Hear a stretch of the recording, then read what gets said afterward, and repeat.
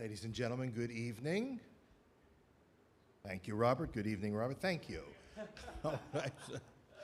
It's a good thing. I can't see you right now. The light's right in my eyes. But good evening. Thank you. It's nice to see the intimate crowd tonight as we embark here at Stage Right Theatrics on our new program. It's going to be an annual program called Before They Were Gods, and it's all about master American playwrights and their evolution as writers. And tonight we're going to start with Eugene O'Neill. I'm Robert Cooperman. I'm the founder and president of Stage Right Theatrics. I welcome you.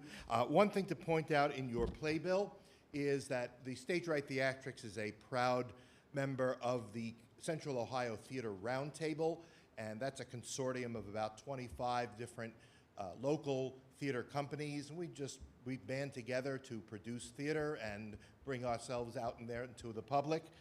Inside there are some ads for some of the shows that are going to be produced by the members of the Central Ohio Theater Roundtable, and I'd appreciate it if you would patronize those as well, because you'll find that they put on some really great productions. So let's start talking about Eugene O'Neill. Here's how tonight's going to work. I'm going to present this brief presentation about the life and artistry of Eugene O'Neill, and then we will present the play Isle from 1917.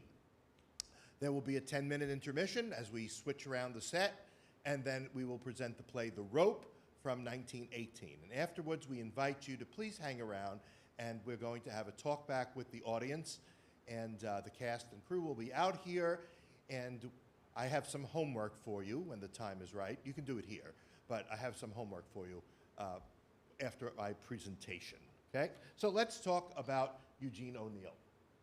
Anybody know a little about Eugene O'Neill, seen his plays or anything? You can yell out because I can't see you. Okay, so you're going to learn a little bit about Eugene O'Neill. Arguably, I think it's more than arguably, the first important American playwright. And so let's talk about him. Eugene O'Neill was born on October 16th in 1888 in New York City at a hotel called the Barrett House on Longacre Square. The hotel is no longer there. Longacre Square is there, but you may know it by its more modern name, Times Square. His father was James O'Neill, an Irish immigrant and prominent actor, and his reputation as an actor made him one of the most famous actors in the country next to the Booth family. Now, you've probably heard of one of the Booths, John Wilkes. But beside him, John Wilkes' brother Edwin and his father Junius were also very prominent stage actors. James O'Neill was right up there with him. James himself was born in Kilkenny, Ireland in 1847.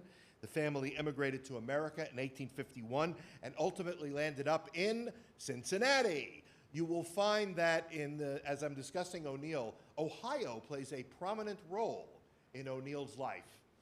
So you will see that, But Ohio plays a prominent role in everything I found.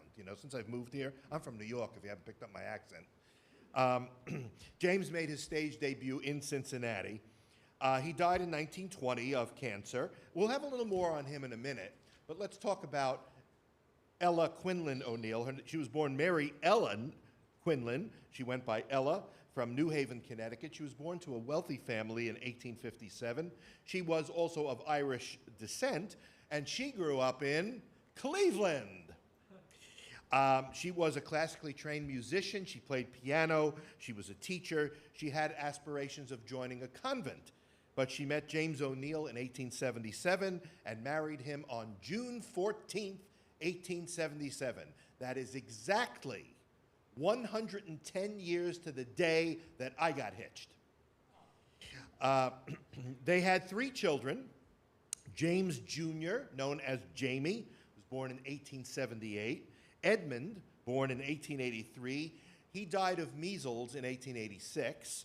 And then Eugene, who was born in 1888. Now, here are some things to know about the children of James and Ella. Jamie, the oldest, contracted measles around the same time as little Edmund, and Ella blamed Jamie for Edmund's death. And she was given morphine during Eugene's birth, and she became addicted to it until 1914. She died in 1922. Now back to James. Around 1875, he found this play called The Count of Monte Cristo. It was by the noted French novelist and dramatist Alexandre Dumas, and it was based on Dumas' novel, and Dumas himself created the stage show from the novel. And so James started to play the lead role, Edmond Dantes, in 1883. He would play the role more than 6,000 times. It would haunt him for the rest of his life. He became very wealthy as a result, but it also stultified him as an artist, and his subsequent roles were never well received by the public. He refers to the play, actually the character of James Tyrone in O'Neill's masterpiece, Long Day's Journey into Night. It's a character based on his father, and the character refers to the play as that damned play. Now, that play was made into a film in 1913 starring James O'Neill. Here's a clip.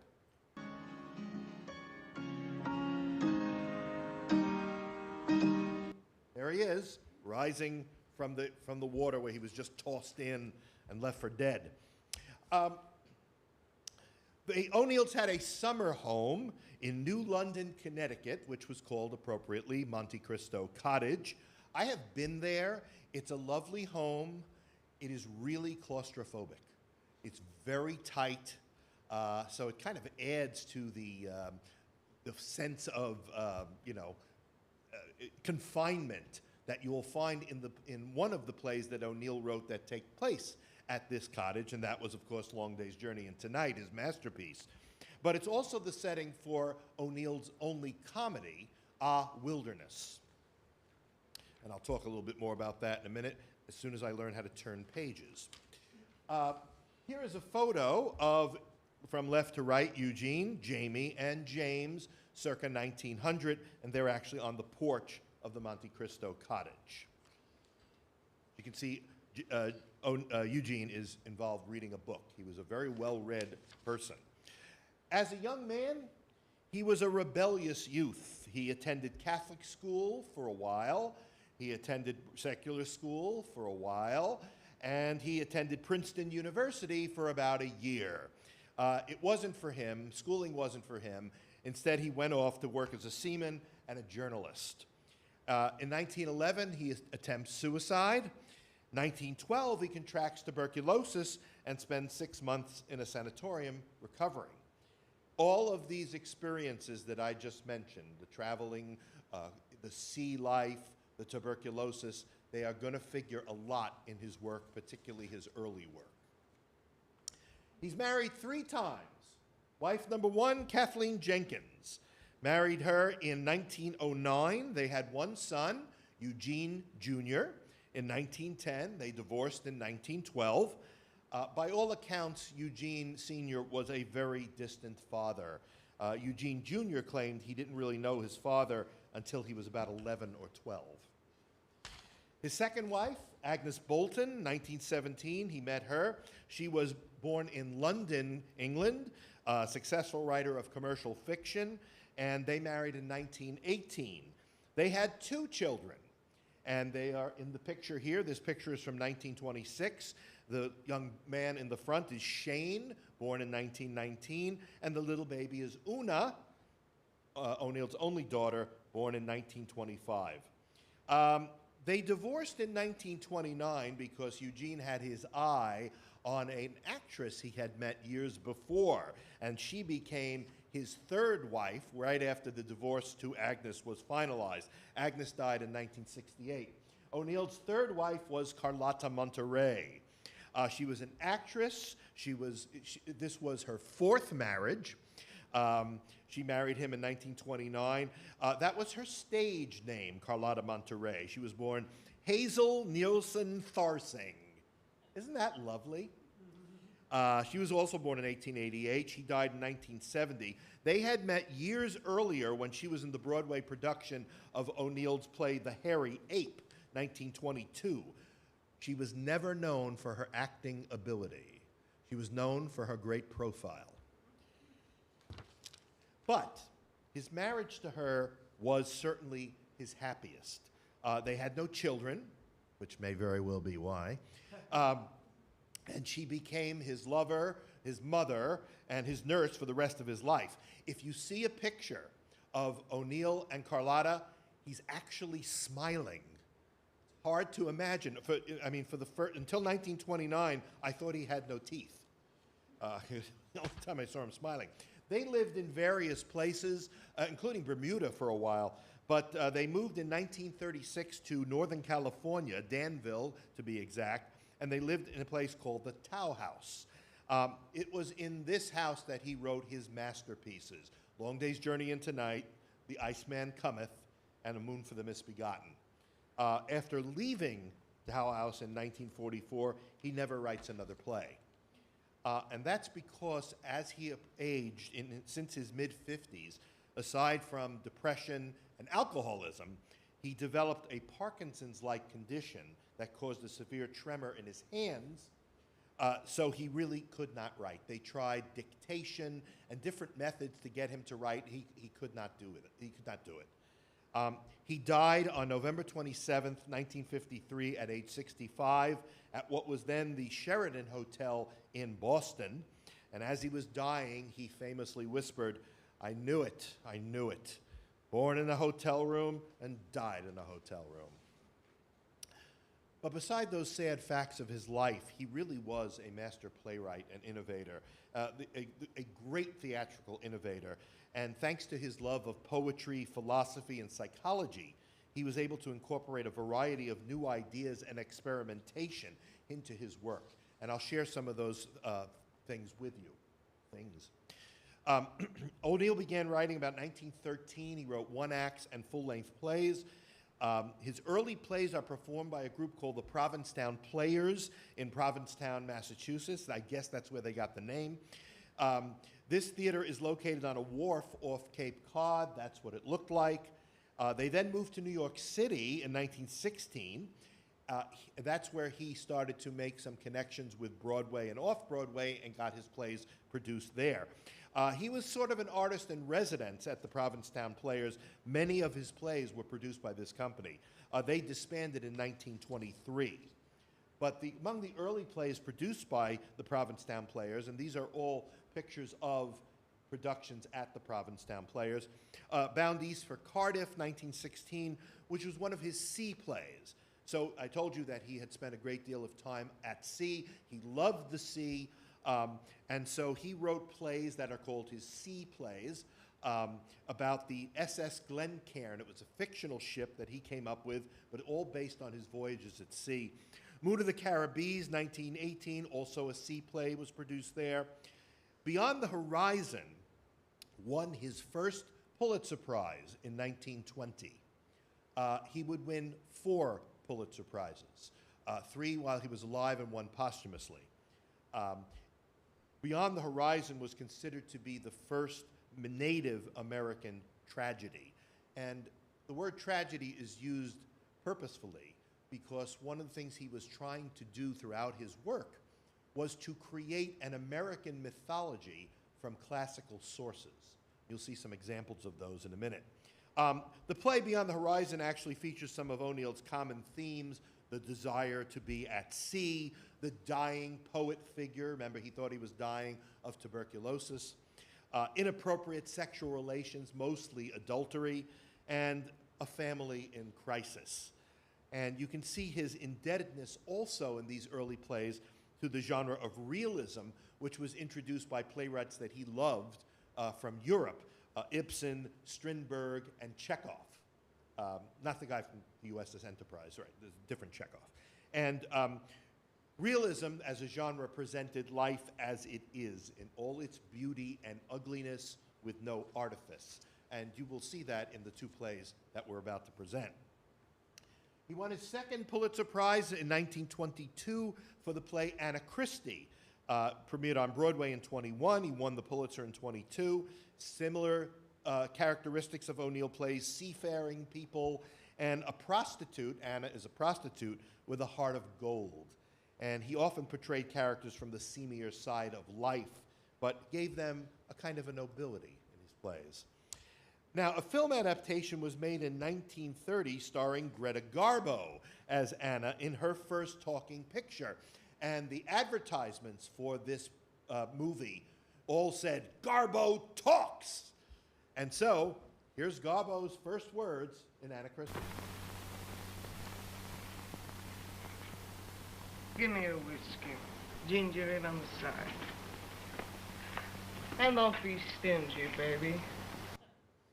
That was a big deal in 1930 to hear the great Greta Garbo speak. Strange Interlude won him his third Pulitzer Prize, 1928. This is where he experiments with psychology, soliloquies, interior monologues, stream of consciousness. The performers would step away from the other characters. The other characters would sort of freeze, and they would have this extemporaneous conversation with themselves. And it revealed what they were thinking.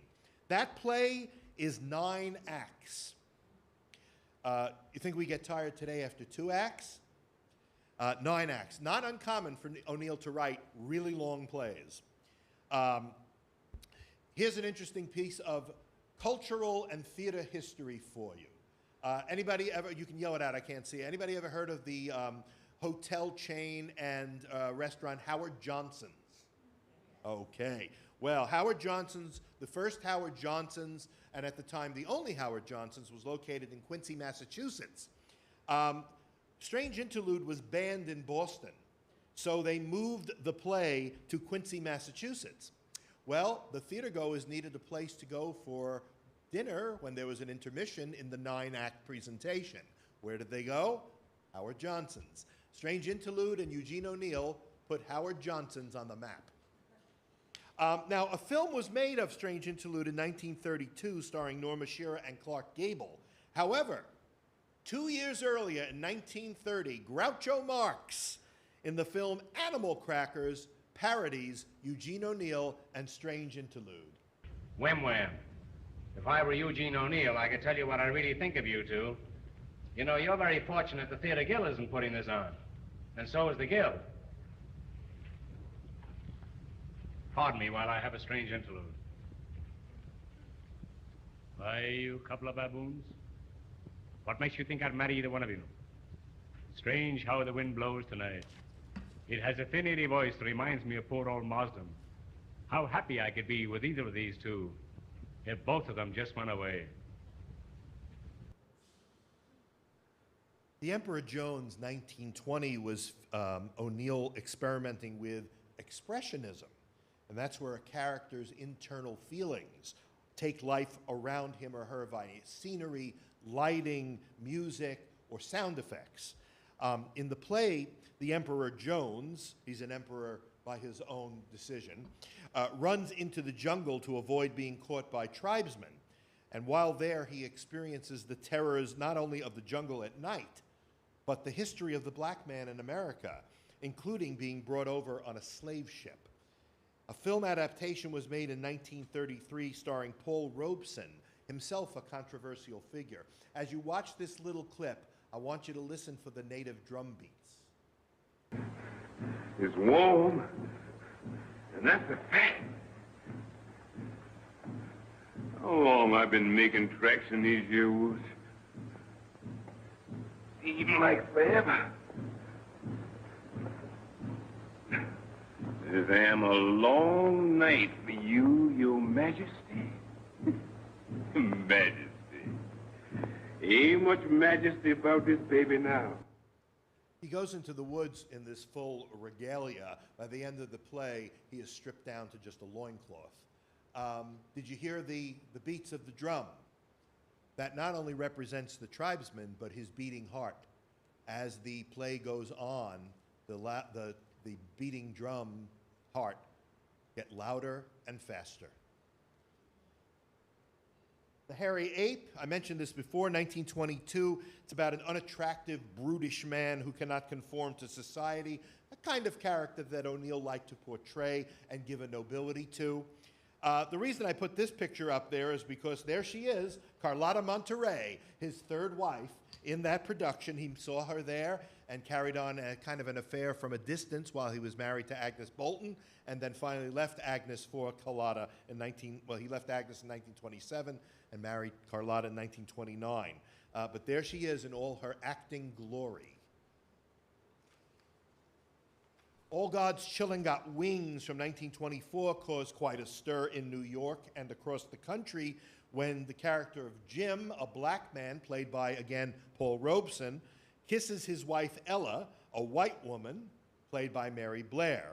That kiss of the black man and the white woman caused quite a stir. O'Neill was ahead of his time looking at race relations, especially at a time when the KKK was a notable presence in American life.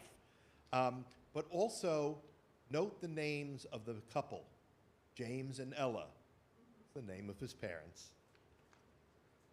Great God Brown finds O'Neill experimenting with masks and the masks we wear to hide our true selves. He wrote an essay called, I forgot what it was called, but it was about masks, I can tell you that.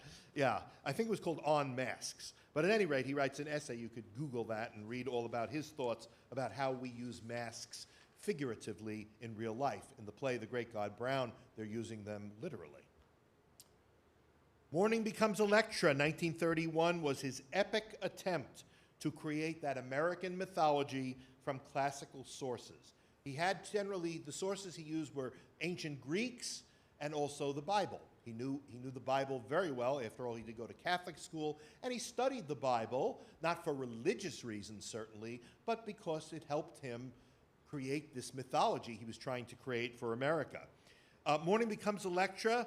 If you ever say, I think I'll read Morning Becomes Electra, be careful what you wish for, because Morning Becomes Electra is 3 plays. One called The Homecoming, which is 4 acts, The Hunted, 5 acts, and The Haunted, 4 acts. In college, I took a class on O'Neill, and I said to the professor, I think I'd like to read Morning Becomes Electra for this paper I'm going to write. I didn't realize it was 13 acts. So it was quite a struggle.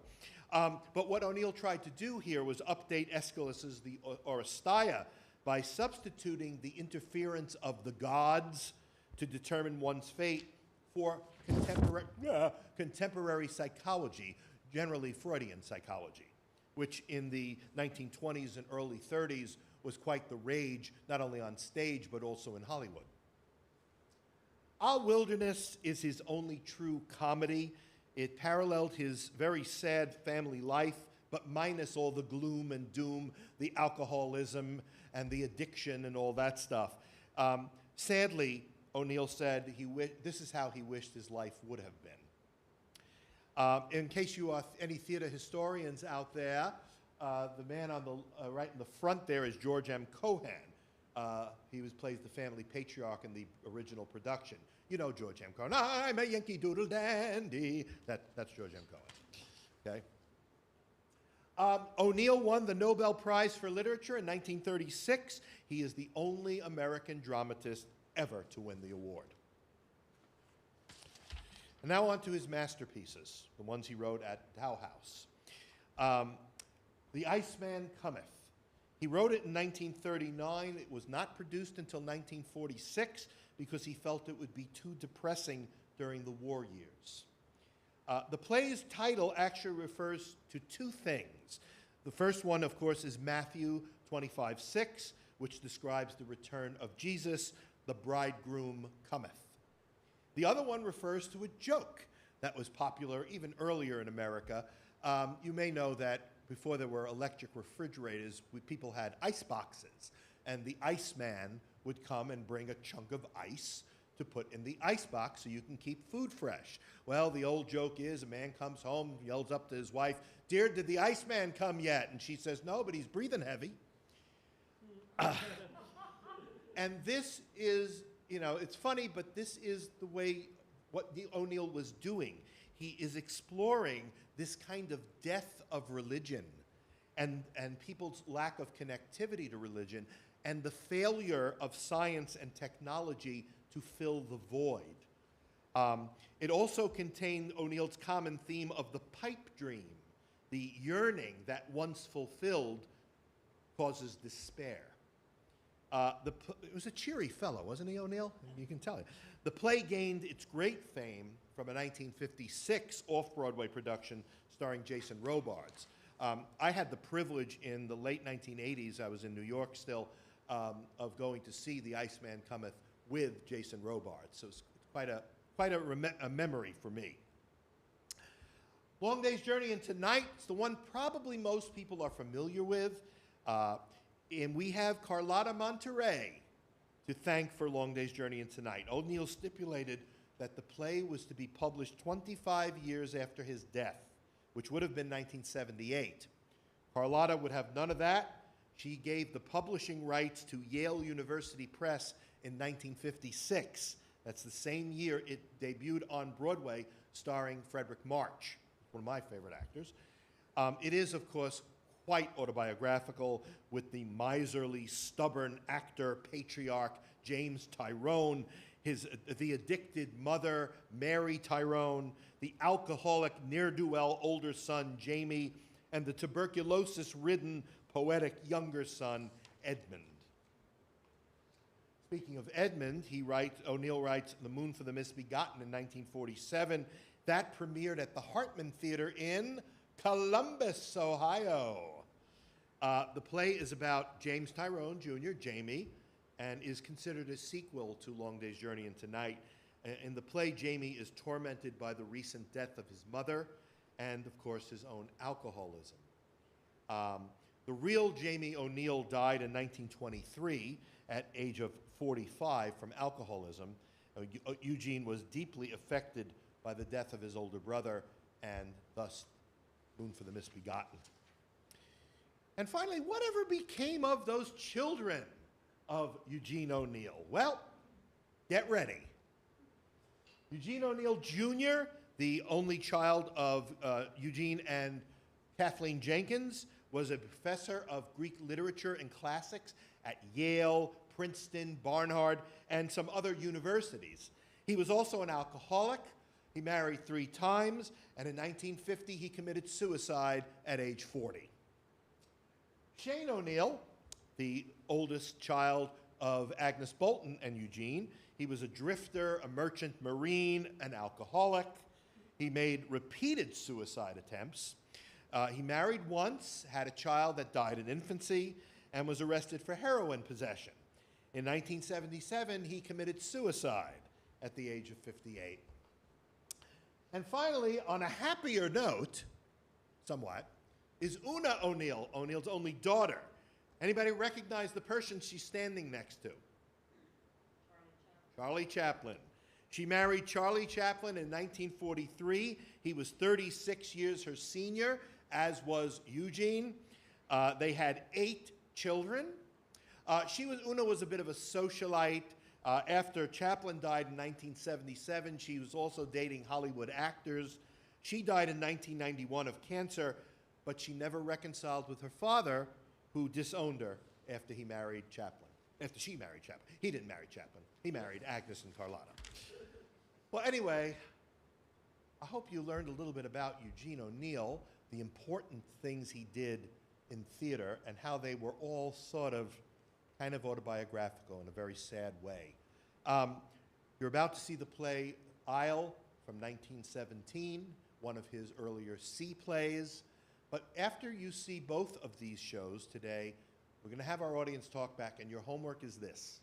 Can you tell me, by watching both of these plays, what familiar O'Neill themes that would later become fully developed in his masterpieces you see in his early works? I really hope you enjoy it, and thank you so much for your attention.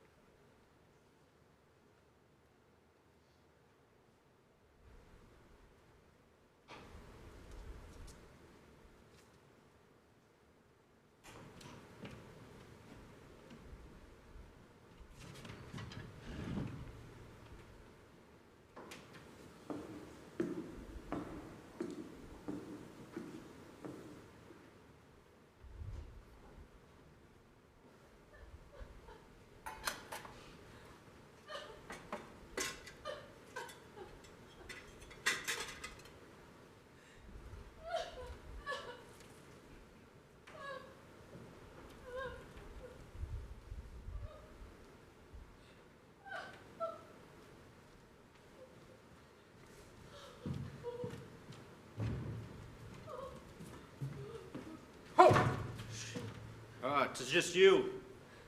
Oh, what are you shivering about? Go stand over there by the stove where you belong. You find no need for shivering over there. It's cold. Who do you think it were? The old man? Mind your lip, youngin', or I'll teach ya. Where's have you been this whole time? Up in the forecastle. Yes. Let the old man catch you up there forward, monkey shining with the hands. You'll get a hiding you won't forget anytime soon. You don't see nothing. He just walks up and down like he didn't notice nobody. And he just stares at the ice to the north. Hey. He's always staring at the ice. Ice. Ice. Ice! Damn him and damn this ice! Locking us in for nigh on a year. Stuck in it like flies in molasses. Shh! He'll hear you. Ah, damn him! Damn this Arctic Sea! Damn the stinking whaling ship of his! Damn me for a fool for ever setting sail on it. He's a hard man. One of the hardest men to sail the seas.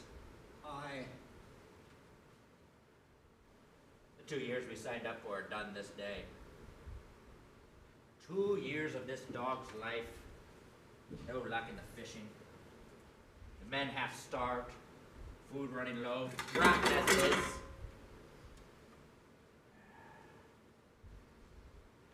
No sign of him turning for home either. I'm beginning to think I'll never set foot on land again. We hardly have enough food to make it the voyage back if we left now. What are the men gonna do about it? You heard them talking up in the forecastle. They say if you don't turn back south, we're home today. There's gonna be a mutiny. Mutiny, eh? Yeah, mutiny. And who could blame them? It serves them right after all, the way he's treated them no better than dogs. The ice is all broke up from the south. There's clear waters as far as you can see. He ain't got no excuse for not going back for home, the man says. He's not looking nowhere but northward, where there's nothing but ice to see. He's not interested in no clear water. He's only thinking about the whale. Getting the Isle.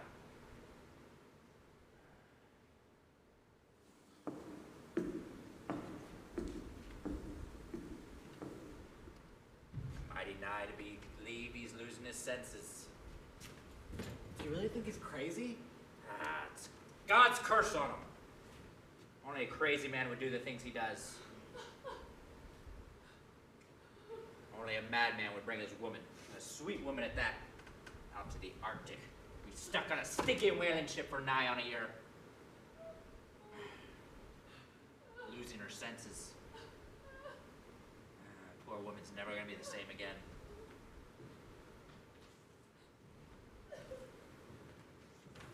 She used to be awful nice to me before. She got like she is. She was good to all of us. Would have been hell on board without her.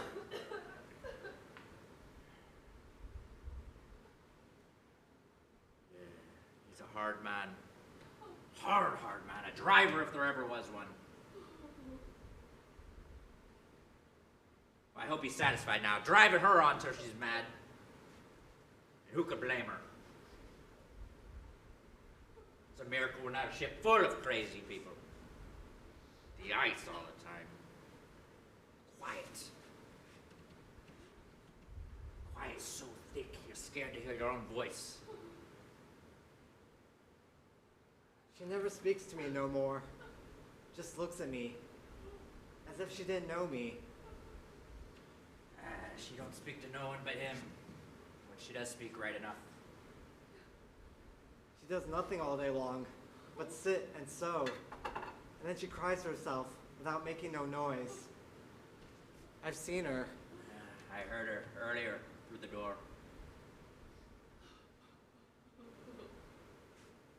She's crying right now.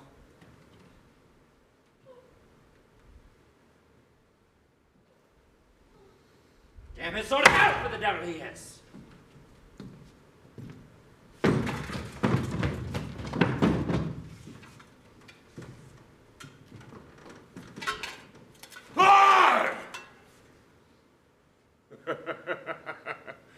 Twould be like hitting a worm. 2 bells past, Mr. Stewart, and this crash still not cleared. Yes, sir. You're down here, gossiping old woman's talk with that boy. Get out of here, you! Go clean the chat room. Pick up that plate, Mr. Stewart.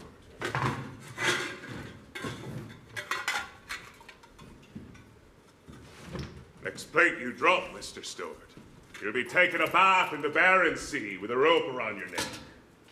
Aye, yes, sir.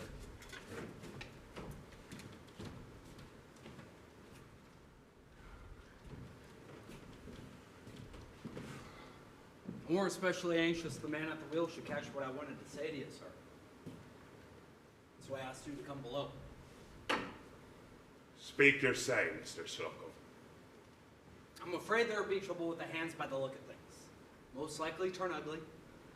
Every blessed one of them. If you don't put back. The 2 years they signed up for is up today. Well, do you think you're telling me something I don't know, Mr. Slocum? You think I haven't felt it in the air, seen their ugly faces, and the grudging way they worked?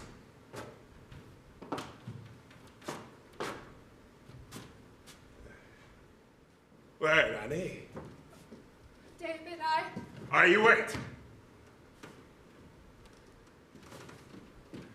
Do you need anything, Annie? I thought maybe I would go up on deck, David. Get a breath of fresh air. It's too cold for that today, Annie. Better stay below. Besides, there's nothing to see up there, except ice. I know. Ice. Ice. Ice, but there's nothing to see down here but these walls. You could play the piano, Annie. I hate the piano. I got, It puts me in mind of home. I got it just for you. I know.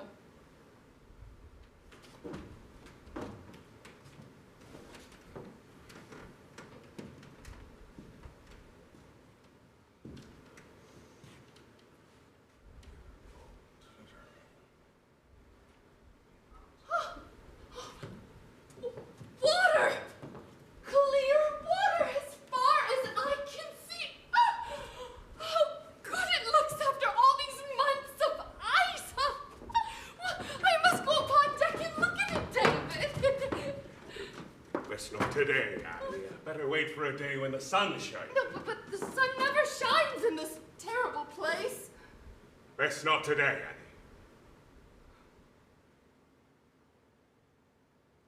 Very well, David.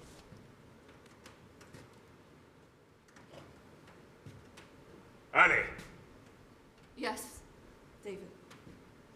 me and Mr. Slocum got business to attend to. Ship's business. Very well, David.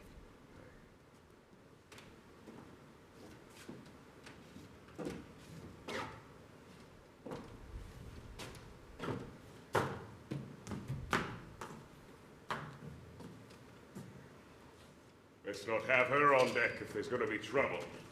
Yes, sir. Trouble there's going to be. I can feel it in the air. Got yours? Yes.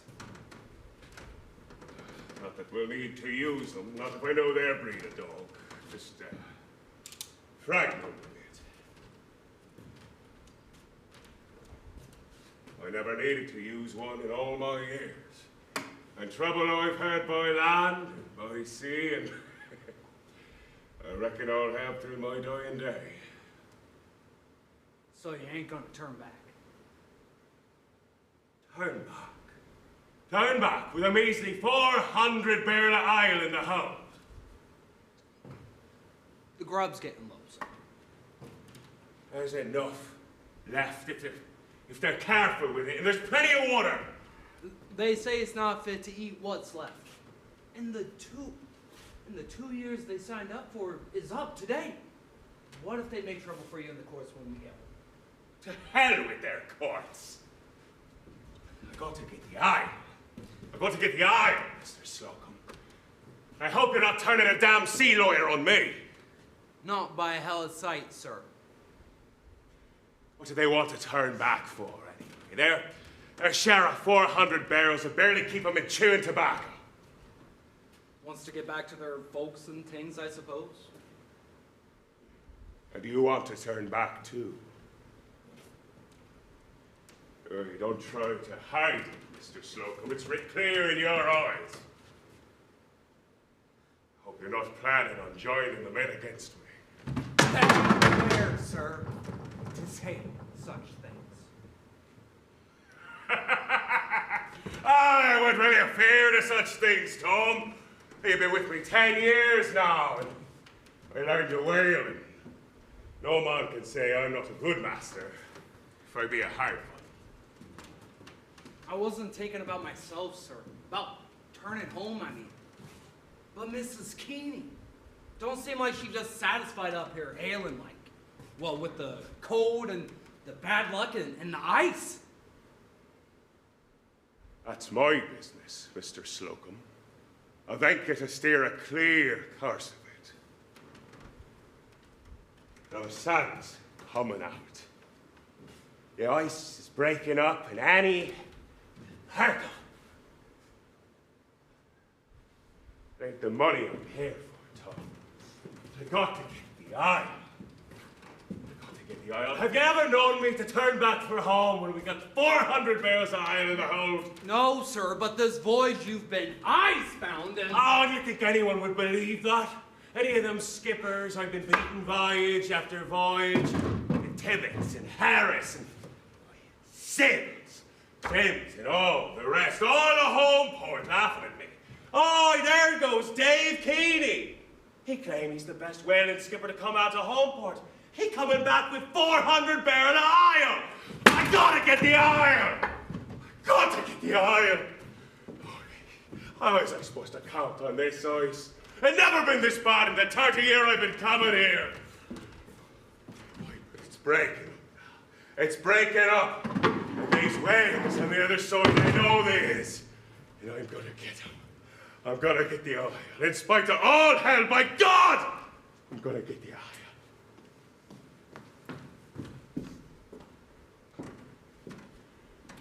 Now don't be standing there like a gawk harpooner. Speak your piece. We won't. It's the men, sir. He wants to send a deputation out, have a word with you. Well, you can tell him to go to... You tell him to come down. I'll speak with him. Aye, aye, sir. Here be the trouble you spoke of, Mr. Slocum. Better to crush it now before it's make any headway. Shall I wake up the first and fourth, sir? Might need their help. No, let him rest. I'm gonna handle this note on my own.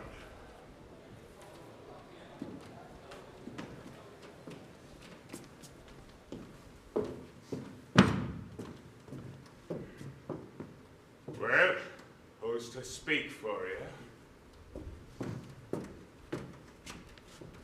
I be.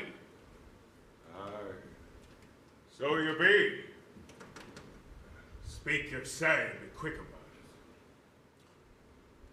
The time we signed up for is done. Today. You're telling me nothing I don't know. Well, you ain't split back for home far as we can see. And I ain't going to until this ship is full of iron. We can't go no further. Not for the ice afore ye. The ice is breaking up. But the grub we're getting now is rotten. It's good enough for you. Better men than you have eaten worse. Well, we ain't gonna work no more unless you puts back for home. Yeah. You ain't you? No.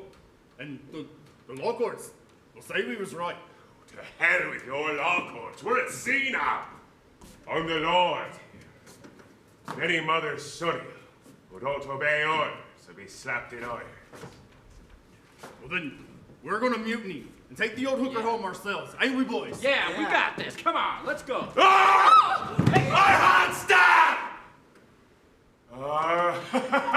You found out. It ain't so safe trying to mutiny on this ship. Now you get on deck. You drag him with you. And the first I see shirking his duty, he'll shoot dead shares there sea below us. You tell the rest that. Now get with you. Quick!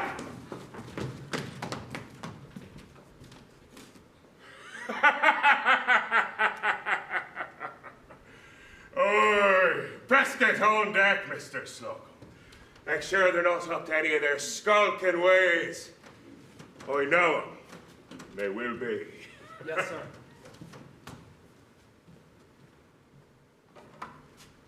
There, Ronnie, it's all over now. Oh, I can't bear it. I can't bear it any longer. You can't bear what? All this horrible brutality and these brutes of men and this terrible ship and this prison cell of a room and the silence. You remember I weren't hankering to have you on this voyage. I wanted to be with you, David. Don't you see?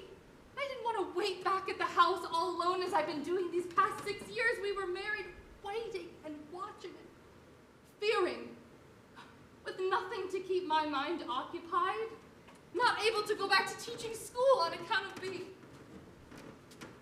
Dave Keeney's wife. Yeah. I used to dream of sailing a great, wide, glorious ocean. I wanted to be by your side in the danger and vigorous life of it all. I wanted to see you the hero. They make you out to be in home port, but instead, all I find is ice and cold and brutality. I warned you how it would be. I tell you, a sailing ain't no ladies' tea party. I tell you that. And why don't you stay here where you got all your women's comforts? But you were so settled. I know it isn't your fault, David. You see, I didn't believe you. I guess I was dreaming of the old Vikings in the storybooks. And I thought you were one of them.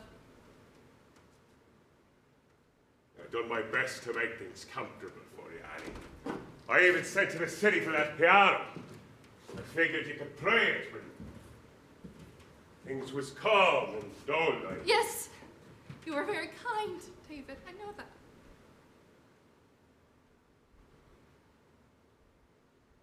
I won't stand it. I can't stand it. Pent up in here like a prisoner.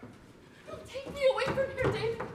If I don't get away from this terrible ship, I'll go mad. Take me home, David. I can feel the ice and silence crushing down on my brain.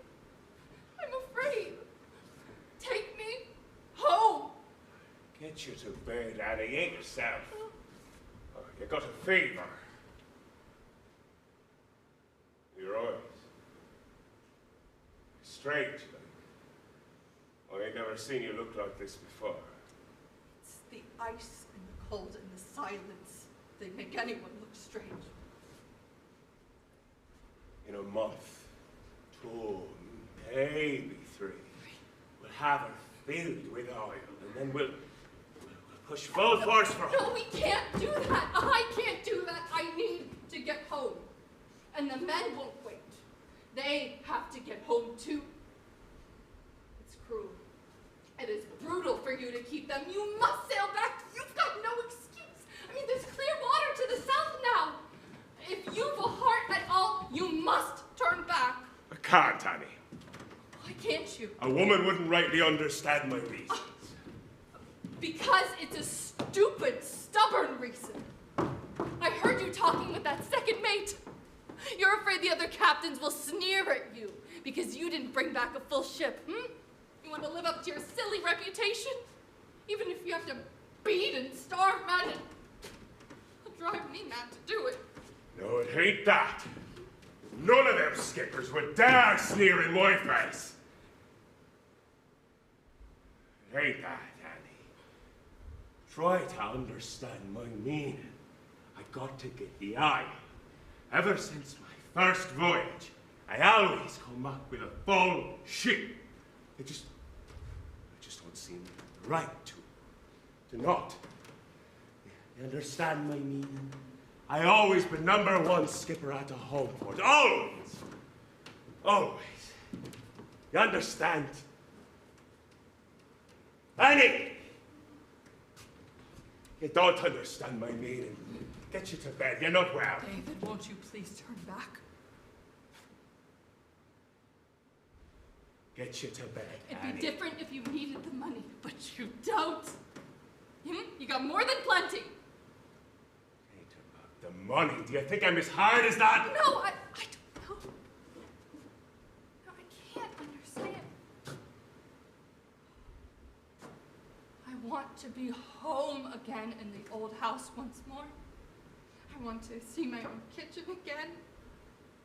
Hear a woman talking to me and be able to talk to her. 2 years.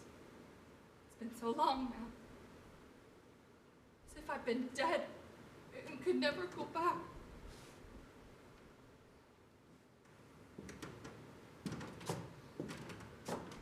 To bed with you, Annie. I used to be lonely when you were away. I used to think home port was a stupid, monotonous place. And then I used to go down to the beach, especially when it was windy and the breakers were rolling in, and I'd dream of the fine, free life you must be living. I used to love the sea then. But now I don't ever want to see the sea again. It's no place for a lady, that's for sure. There's a fool to bring you. How long would it take for us to reach home if we started right now? 2 months with fair weather. Would that be August? That would be the latter part of August, wouldn't it? It was the 25th of August we were married, wasn't it, David? Don't you remember, Annie? My memory's leaving me up here all up in the ice. It was so long ago, but... Oh, it's June now. The lilacs, oh, they'll be all in bloom in the front yard. And the climbing roses on the trellis to the side of the house. They're budding. To bed with you now, Annie. You're crying over things that can't be changed. You love me, don't you, David? Love you? How can you ask me such a question? But then you do, don't you? Tell me. I am your husband, and you're my wife. Can there be opening up between us after all these years? But you do love me. Say it. I do.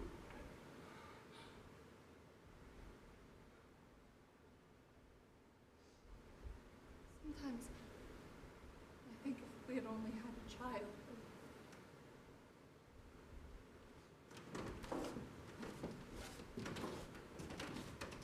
And I've always been a good wife to you, haven't I, David? Oh, man, I said it better, Annie. And I've never asked for much from you, have I, David? Have I? You could have had anything in my power to give you, Annie, you know that. Then do this once. For my sake. For God's sake, take me home, David! This life is killing me! All this brutality and cold and horror of it, take me home, David!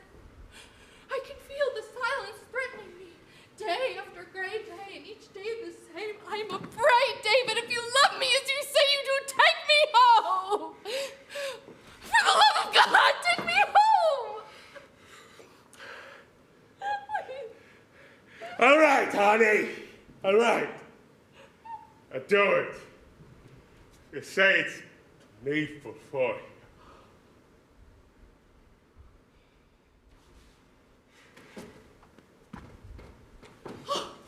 God bless you for that, David. Sir! Sir! The ice is breaking to the northern. There's a clear passage through the floe and clear water beyond. The lookout says. Clear passage. Yes. To the northward. Yes. They would drive right through. Yes. Are the men willing? Oh, there won't enough, sir. You put the fear of God into them. They're meek as lambs, sir. Then we'll work them. We'll work on both ships. Oh, there's whales. There's whales on the other side of that ice. And we're gonna get them. Aye, sir. Oh, and to think I was turning around like a yellow dog. David! Woman, you do men a disservice when you weaken them. I gotta be a good man, good husband for you to be proud of. I'll get you to bed. Oh, aren't you going home now? I'm going on deck. I'll get you to bed. David!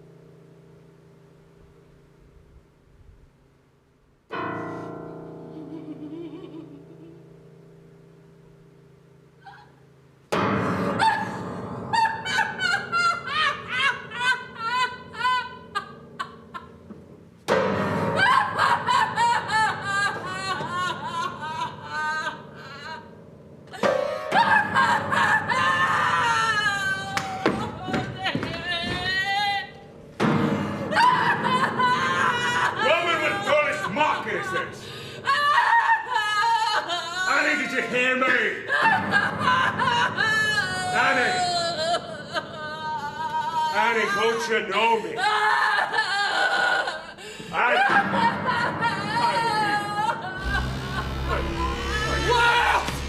Wild, sir! The whole school of them! Off the starboard quarter! About 5 miles away! Big ones! Are you lowering the boat? Yes, sir! I'll be right home. Aye, sir! You'll be getting there all right enough, sir! Lower the boat! Annie! Did you hear him? Did you hear him? We're gonna get the oil! We're gonna get the oil! We'll be right back to home, Annie! You ain't mad! You ain't mad! Answer me! Answer me! Sir! Coming, sir!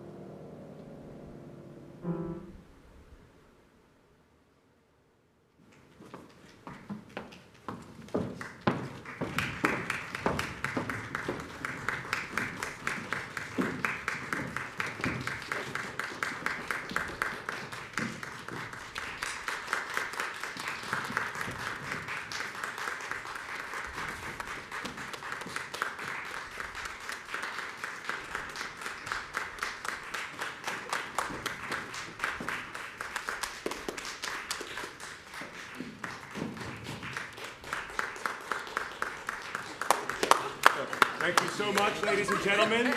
There will be a 10-minute intermission. We're going to reset. Just make sure.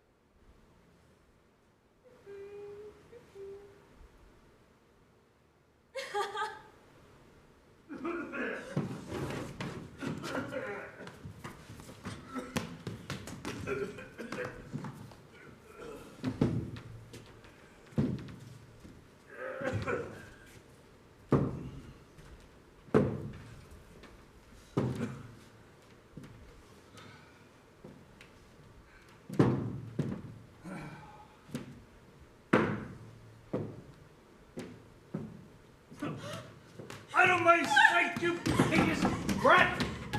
Spawn of Satan! Spying on me. They set her to it.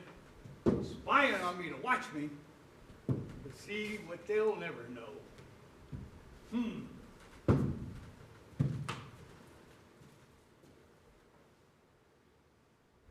That's strong. Strong as death. They'll see then. They'll see. Woe unto us, for the day goeth away, and the shadows of the evening are stretched out. Spying on me. Spawn of the pit. They hunt our steps so we cannot go into the street. Our end is near. Our days are fulfilled. Our time has come. Pa? Oh. You ain't forgetting what the doctor told you last time he was here, be you? He said you was to stay still and not go a-walking around. For sakes, Pa, come on back to the house. It's getting near supper time. You got to take your medicine before it, like he says. The punishment of thine iniquity is accomplished, O daughter of Zion. He will visit thine iniquity, O daughter of Edom. He will discover your sins.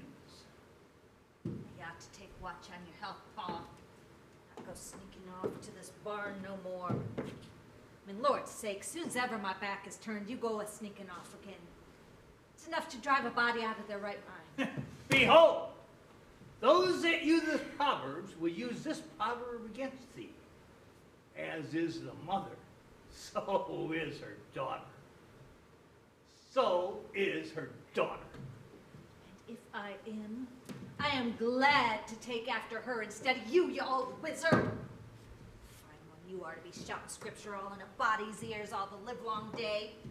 You that druv Ma to her grave with your nagging and your pitching and your miser stinginess.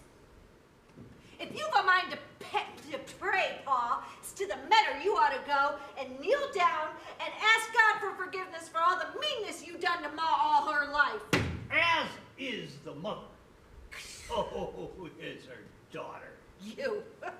You quoting scripture.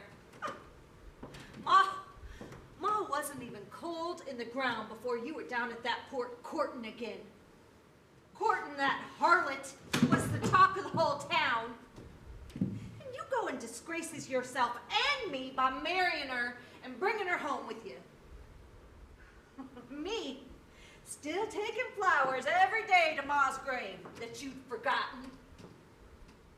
Between you, you'd have drove me into the grave like you done Ma. Had I not married Pat Sweeney says I could get away from you, live my life in peace. Then you takes on all high and mighty. All because he's a Catholic. You just getting religion all of a moment. Out of spite for me, because I'd left you. And her egging you on against me. You saying it's a sin to marry a papist. You, Pa, who's not gone to Sunday meeting himself in more than 20 years. He will visit thine iniquity. And the carryings on you had them 6 years while I was gone. The shame of the whole county. Oh, your wife, indeed with child she claimed was yourn. But her running off with this farmer and that one, even with men off the ships down to port. And you, Pa, you just blind to it. Then when she gets sick of you and leaves, only to meet her end at the hand of God a year later, she leaves you alone with that. Your child, Luke, she called him, and him being only 5 years old. Luke. Yes, Luke. As is the mother, so is the son. That's what you ought to be preaching. Shouting your curses down on me all the livelong day. You was glad enough to get me back here and Pat with me so we could tend to the place, raise up that brat of hers. Oh, Luke, You was fond enough of him all them years. How'd he repay you, Pa? He stole from you, and he run off. Ran off right when he was 16, finally old enough to help. Told you to your face he had stolen and was leaving. He only laughed at you when you took crazy and cursed him. And he only laughed harder when you hung up that old rope up there. Told him to hang himself on it should he ever come home again. Look who'll be back. You'll see then. I suppose I am a bigger fool than you to be arguing with a half-witted body. But I will tell you again, Pa, that Luke of yours, he ain't coming back. Even if he did, he ain't the kind to hang himself. More's a pity. Now, he's like her. He'd more likely hang you if he expected you had any money. So you might as well pull down this ugly old rope you have hanging there ever since Luke run off. He's probably dead by this anyway. No. Them as bad as him come to a sudden end, Pa.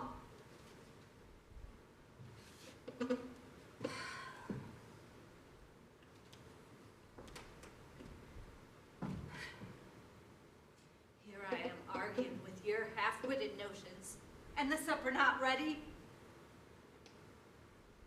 Pa, come on back to the house and take your medicine, please. Look, you can see ain't nobody touched your old rope.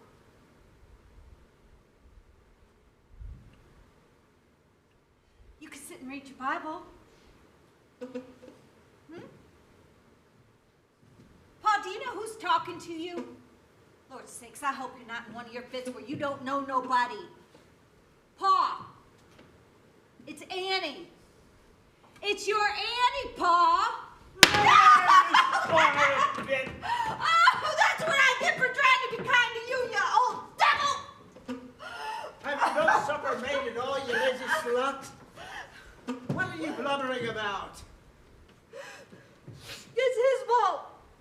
I was trying to get him to come back in the house, but he is that set he wouldn't budge. Then he hit me on the arm with his cane when I went near him. Oh, he did he? Well, I'll soon learn him better. No, Pat, out. He's in one of his fits. You're likely to kill him. Oh, good riddance. Papist, call down thy fury, Lord, upon the heathen that know thee not, and upon the families that call not on thy name. For they have eaten Jacob, they have consumed and devoured him, and made his habitation desolate. Spit curses on me till you choke. It's not likely the Lord God will be listening to a wicked old sinner like you. What's got into him to be roaming up here like this? When I left for town, he looked too weak to lift a foot. That was the same crazy notion he's had ever since Luke run off. He had to check, make sure nobody touched his old rope. Luke will be back. You'll see. Oh, stop your mad cackling for the love of heaven. It's great laughter I should be having at you. Mad as you are for thinking that thief of a son of yours is going to come back here and hang himself on account of your curses. 5 years he's been gone and not a sight of him. And you cursing and calling down the wrath of God on him by day and by night. That just shows you what God thinks of your curses and him deaf to ya. Pat, ain't no use talking to you. I've small doubt that Luke has long since been hung by the police. He's come to a no good end, that lad. No. I'll be taking this thing down. Pat, stop, Luke. He's likely to hurt himself. Just leave his rope be. It don't do no harm. But it looks ugly up there, hanging like that, like an open mouth.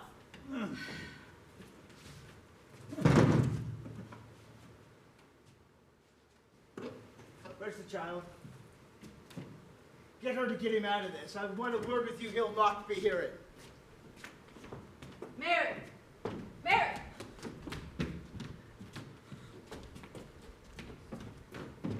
You're to take your grandfather back to the house and see to it that he stays there. And you give him his medicine. You hear me now? It's soft-minded she is, like I've always told you. and stupid. And you're not too firm in the head yourself at times. God help you. And look at him. It's the curse that is in the wits of your family, not mine. You've been drinking in town today, or you wouldn't be talking like that. Oh, I'm scared. Get up out of this, you old loon, and go with Mary. She'll take you back to the house. You would you? Bad cess to you. You're the treacherous one. Get on now. Mary, take his hand.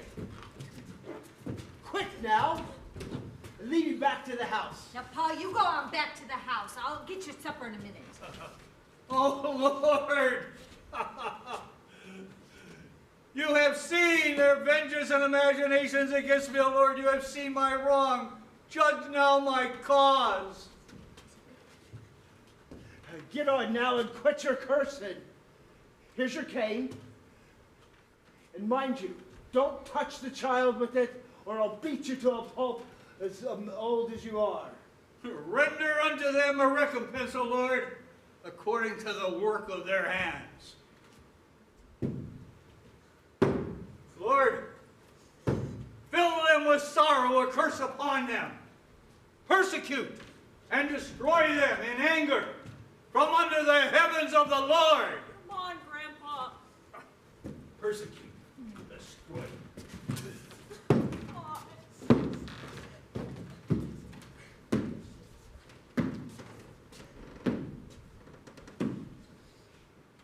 He's gone. Thank God. What a snake's tongue he has in him. Come here, Annie, till I speak with you.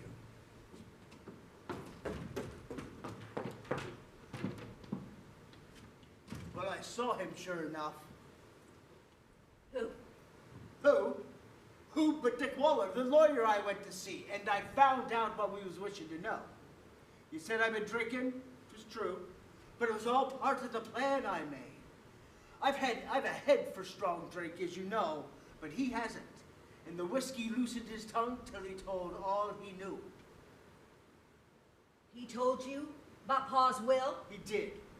But for all the good it does us, we might as well be no wiser than we was before. God's curse on the old miser. Well, what did he say? Not much at first. He's a cute one, and he'll be asking a fee to tell you your own name if you could get it. His practice is all but dribbled away on account of the drink. So I let on I was only going to pay him a friendly call, having known him for years. And then I asked him out for a drop of the drink, knowing his weakness.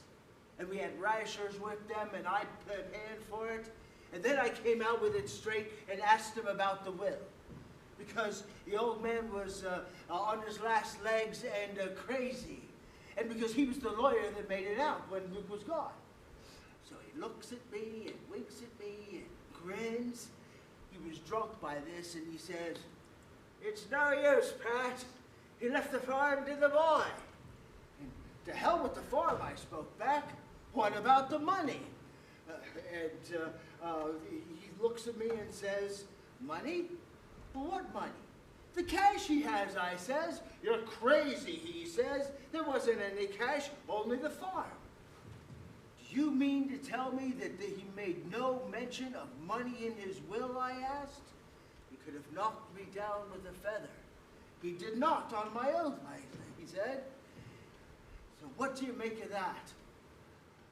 The old devil. Maybe Waller was lying. No, he wasn't. I could tell by his face. He was surprised to hear me talking of money. With the $1,000 Paul got on the mortgage, and before that woman run off with. And that I've been slaving my hands off paying the interest on. What could he have done with it? I mean, he ain't spent it. It was in $20 gold pieces. I know Mr. Keller at the bank. He told me that once. Yeah, devil a penny he spent. And you know as well as I do, if it wasn't for my hammering and nailing and sawing, he'd be in the poorhouse this minute. Or the madhouse, more likely. Do you suppose that harlot run off with it? Oh, I do not. I know better. And so do you. Do you not remember the letter she wrote him? telling him that he could support Luke on the money that he got from the mortgage that she had signed with him? For he had made the farm over to her when he married her. And where do you suppose Luke got the $100 he stole? He must have had cash back then, and it's only been 5 years back.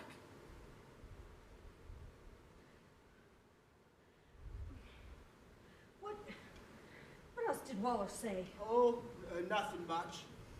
Only that we should put notices in the paper for Luke, and if he doesn't come back in 7 years from when he left, 2 years from now that'd be, then the courts would say he was dead and give us the farm. Devil a lot of use is it to us without any money to fix it up, and himself ruining it all those years by selling everything to buy that slut new clothes. Don't folks break wills like his'n in the courts? Waller said it was no use. The old fool was in his full senses when he made it. And the courts cost money. Well, I guess there ain't nothing we can do then. No. Only wait and pray that thief is dead and doesn't come back. And do what we can to find where the old man has the gold hid. If he hasn't yet. Oh, I'd take him by the neck and choke him till he told it if it wasn't for your father.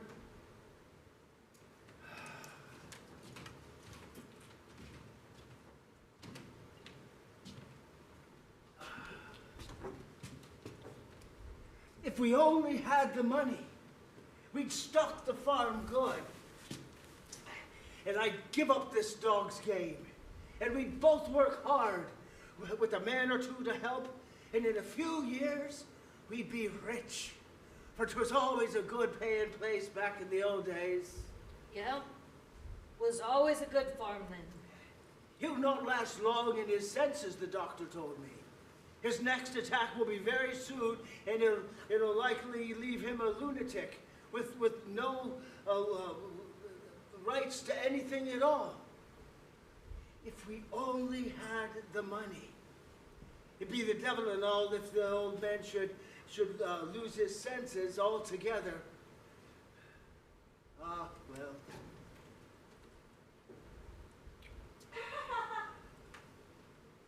It's Mary. But who could that be with her? It's not himself.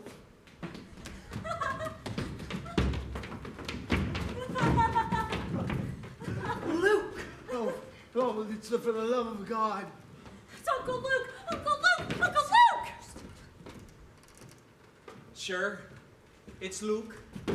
Back after 5 long years of bumming around the rotten old earth on ships and things. Paid off a week ago at a bus stop. Then took a notion to come out here. Bummed my way, and here I am. And you're both of you just tickled to death to see me, ain't you? Like hell. Say, don't you even want to shake flippers with your dear long-lost brother, Annie? I remember you and I used to get on so fine together. Like hell. You keep your hands to yourself. I see you ain't changed, that's sure. Only you're homelier than ever. How about you, Brother Pat? I'd not lower myself to touch the Easy hand goes with that talk. I'm not so soft to lick as I was when I was a kid, and don't you forget it. Mary, what have you got there? Where'd you get that? You bring it here this minute. Oh, let her alone. What's biting you?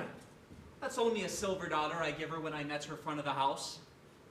She told me you was up here, and I give her that as a present to buy candy with. I got it in Frisco. Cartwheels, they call them. There ain't many of them around these parts I ever seen, so I brung it along on the voyage. I don't care where or how you came upon it, but I know you didn't get it honest. Mary, you give it back to him right now. Do you hear me?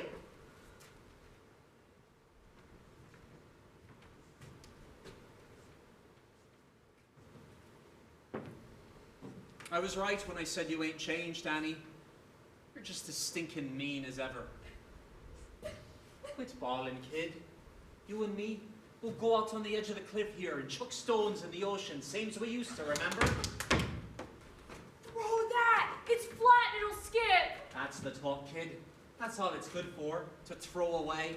Not burying it like your miser folks would tell you. Here, you take it and chuck it away. It's yours. I'm learning your kid to be a sport tightwad. I hope you ain't got no objections. Come on, Uncle Lou, come watch me throw it! All right. I'll step outside a second and give you two a chance to get all the dirty things you're thinking about me off your chest. And then I'm going to come and talk turkey to you, see? I didn't come back here for fun. And the sooner you gets that in your beans, the better. Come watch me throw it! All right, I'm coming. Can I throw it now, can I? Don't get too near the edge, kid. The water's deep down there, and you'd be a drowned rat if you slipped. You chuck it when I say 3. Ready now. 1, 2, 3. Oh, I seen it splash! It's deep down now, ain't it? You betcha it is. Now watch how far I can chuck rocks. Speaking of the devil, and there he is, flinging away dollars while us are going down. Did you hear what he said? A thief like that don't come back here for nothing good. Do you suppose he knows about the farm being left to him? Oh, how could he? And yet, I don't know. You best leave him to me to watch out for. It's small sense that you should hide your hate from him, because you're as loony as the rest of your breed, and he needs to be blarneyed round into fooling him and to find out what he's wanting. I'll pretend to make friends with him, God rest his soul. You run to the house and break the news to the old man. For if he sees him sudden, it's likely the little senses he has left will leave him, and he'd be a lunatic tomorrow. And the thief would take the farm from us. I'll tell him a little bit at a time till he knows. Now, careful now, or we could lose the farm this night. Did you see Luke when he first came into us? Standing there with the noose of the rope almost touching his head. I was almost wishing that... Oh, I was wishing that rope was around his neck and just choking him. That's what I was, like Pa always said, just hanging him, just hanging him. Shh, shh, shh. He might hear you. Here.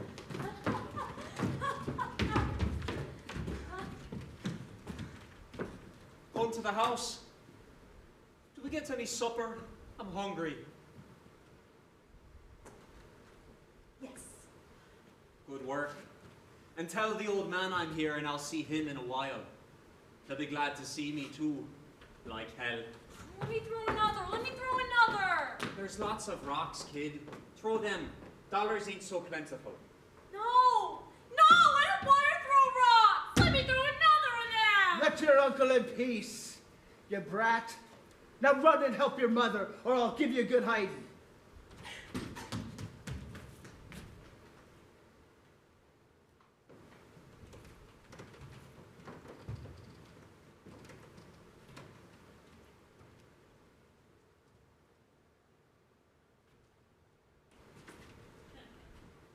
Ahoy there. What's this? Let's let bygones be bygones. I'm not holding any grudge against you all these years.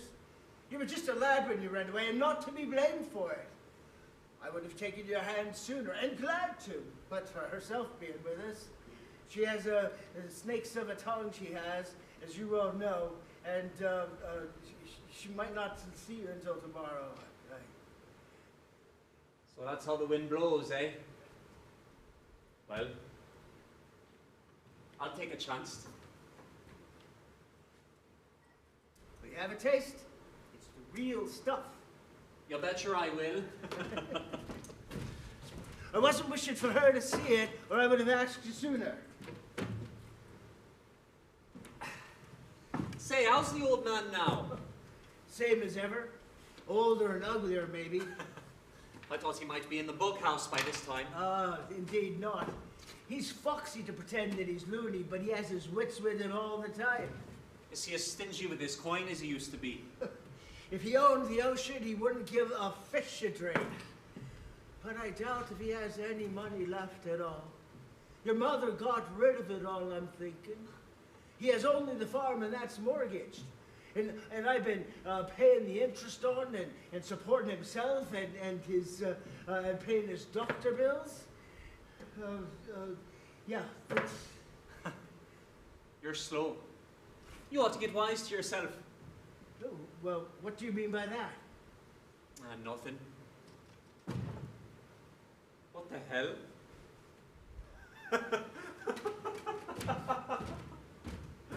If that don't beat the Dutch, the odd nut. What? That rope. Say, has he had that hanging there ever since I skipped?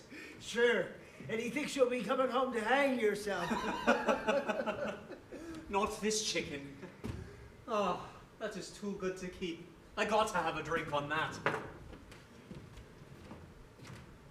Here's how, old chum.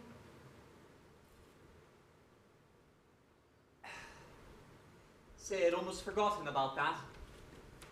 Do you remember how hot he was the day he hung that rope up and cussed me for pinching the 100? He was standing there, shaking his stick at me, and I was laughing because he looked so funny with the spit dribbling out of his mouth like he was a mad dog.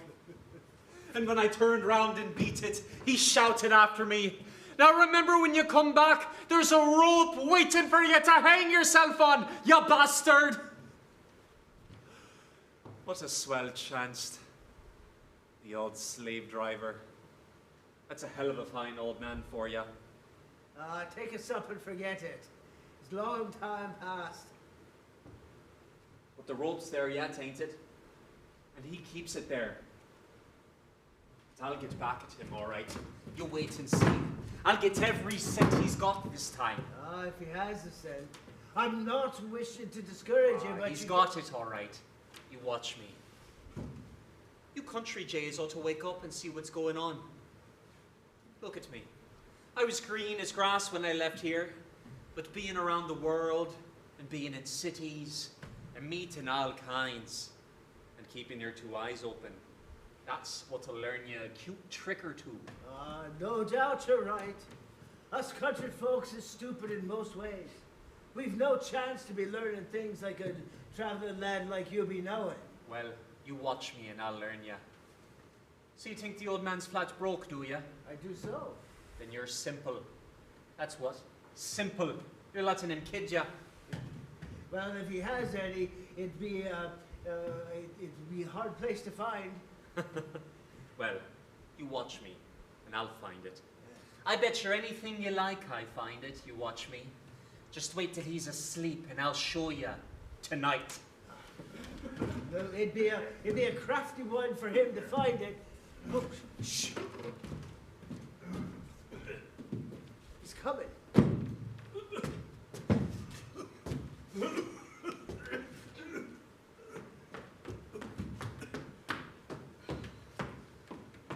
Couldn't do nothing with him. As soon as I told him he was back, he's frothing at the mouth till I let him out. Now, Pat, you're gonna have to tend to him if you want any supper tonight. Shut your mouth. We'll look after him. Oh, good. See that you do. I'm going back to the house. Hello, old sport. I suppose you're tickled to pieces to see me. Like hell. I see he ain't lost the old stick. Many a crack on the nut I used to get with that. Bring forth the best robe and put it on him. Put a ring on his finger and shoes on his feet. And bring hither the fatted calf and kill it. Let us eat and be merry. For this my son was dead and is alive again. He was lost and now is found. You're still spouting the rotten old word of God, same as ever, eh? Say, give us a rest on that stuff, will ya? Now, come on, shake hands like a good sport. That's the boy. Look at that, would you? The two-faced old liar. Say, watch this. On the level, I believe the old boy's glad to see me at that. He looks like he's trying to grin, and I ain't never seen him grin. Hey, cut it out. I'm all here. You needn't worry. You needn't be scared I'm a ghost. Come on. Sit down before you fall down. Ain't got your sea legs working right. Squat here for a spell and get your wind. Here, have a drink to my naked port. Look, It'll careful. buck you up. Look, careful with that. It might very well end him. Went down the wrong way, did it? Well, I'll show you the way to do it. There you are, smooth as silk. He must be glad to see you, otherwise he'd not drink. 'Tis dead against it these 5 years. And him cursing you day and night. What's he after now? He's letting on he's lost his voice again. What do you want? Rope, Luke, hang. Ah, there it is. The one I tell you. He wants to see you hang yourself with it. Rope, Luke, hang.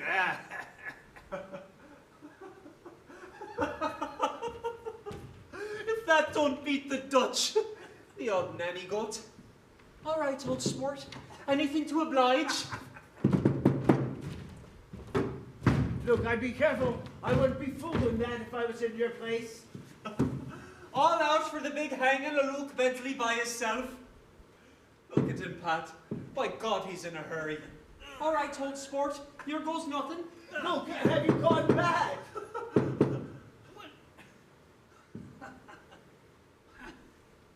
Do you really mean it? That you wish to see me hanging myself? Well, I'll be damned. Here I thought you was only kidding.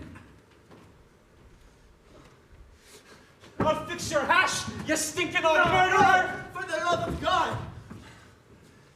You wanted to see me hanging there in real earnest, did you? You'd hang me yourself if you could, would you? And you, my own father, you damn son of a gun, you would you? I'd smash your brains out for a nickel! No, thou shalt likely be killing him. Get out of here! Get out of here or I'll kill you dead! Take him out of here, Pat! Take him out of here or I'll break every bone in his body! Stop your roaring! I've got him. Now get on back down to the house. Come on, hurry now. You've had enough trouble for one night.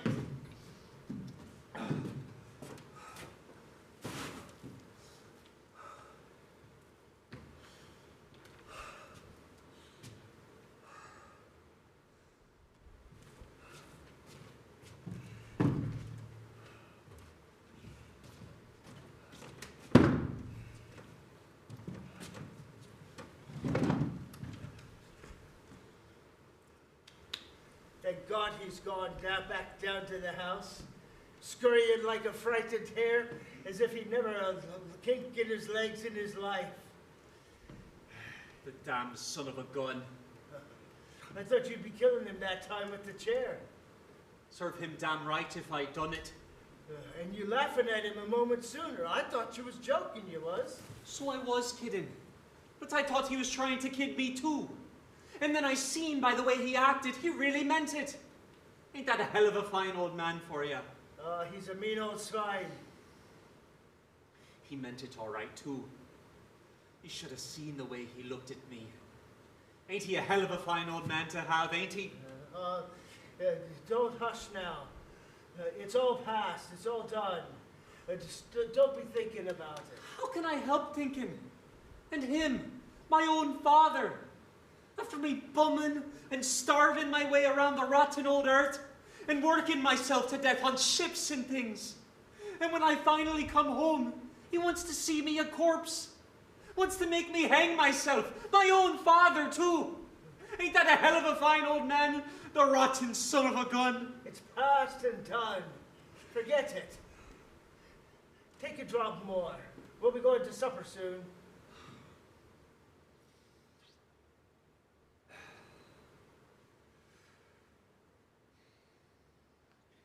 But I'll tell you something you can put in your pipe and smoke. It ain't past and done, do you hear? And it ain't going to be. And I ain't going to forget it either. You can bet your life on that, pal. And he ain't going to forget it. Not if he lives a million, not by a damn sight. I'll fix his hash. I'll get back with him, all right. This very night, too. What do you mean by that? Don't you worry.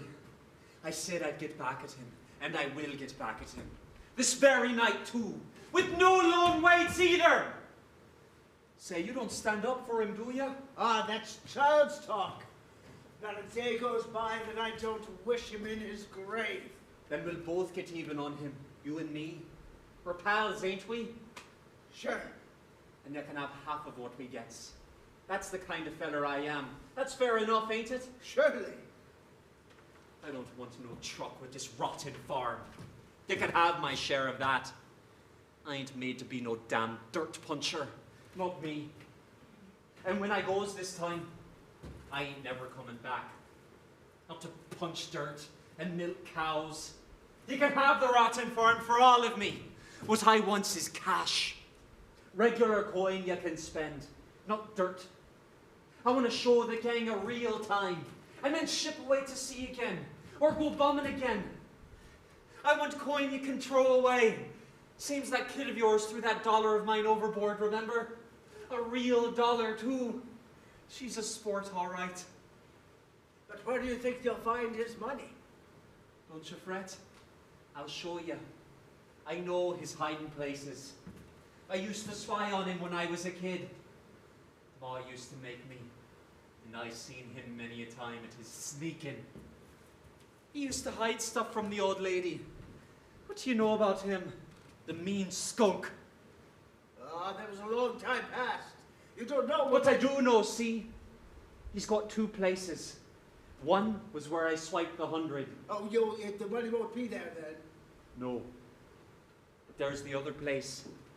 And he never knew I was wise to that. I left him clean, only I was a kid and scared to pinch more. So you watch me. We'll get even on him, and we'll go halves. And you can start the rotten farm going again, and I can beat it to where there's some life. Ah, but if there's no money in that spot, what will you be doing to find out where it is? And you and me'll make him tell. Oh, it is not him to be telling. Say, you're simple. You watch me. I know a trick or two about getting people to tell what they don't want her. You see this? Well, if he don't answer up nice and easy, we'll show him. We'll get even on him. We'll just shove this into the stove until it's red hot, and take off his shoes and his socks and warm the bottoms of his feet for him. Then he'll tell anything we want him to tell. But Annie. We'll shove a rag in her mouth so she can't yell. That's easy. To serve him right, to have his hooves heated up for him, the limping old miser. If you don't hurt him too much. We won't hurt him. More than enough. We'll get back at him, all right. He won't want no more people to be hanging themselves when I get through with him. I'll fix his hash. Come on, pal. Let's get to work. The sooner we starts, the sooner we're rich. Yeah. Ma says supper's ready. I had mine.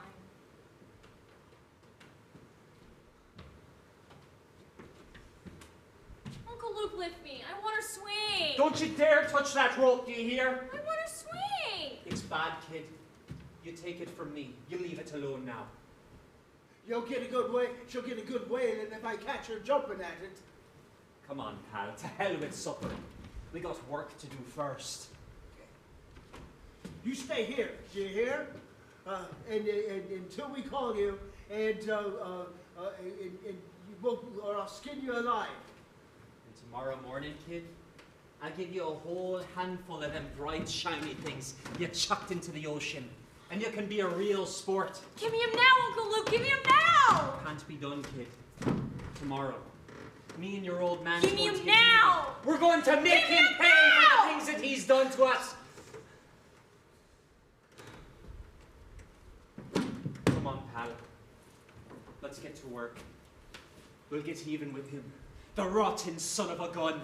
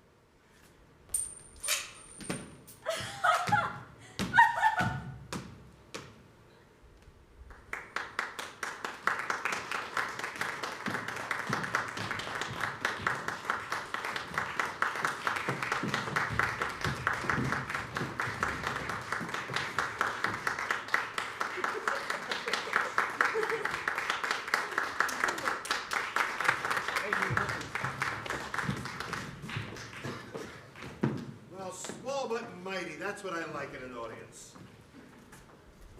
Well, I hope you enjoyed that. We'd like to. We'd like to invite our cast out here. Come on out, cast, directors, and come join us. I'm already out here. I directed one of the shows. But I went by the name of George Spelman, of course. All right.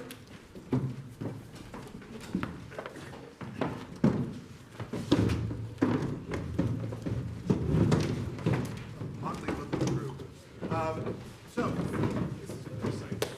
questions, comments, thoughts about this show? About the shows you saw. Well, let me ask you. I'm sorry. I gotta be me. Sorry.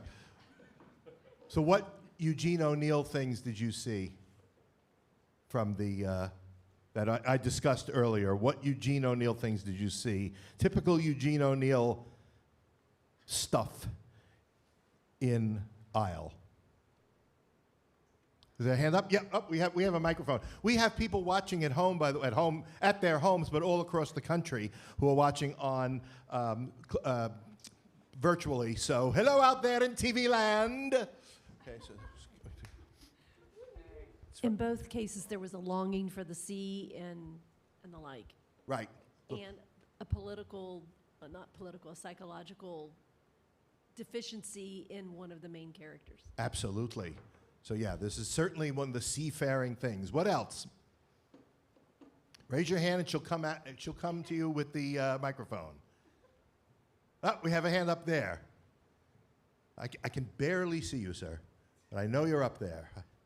Here she goes, making Krista work tonight. Sorry about that.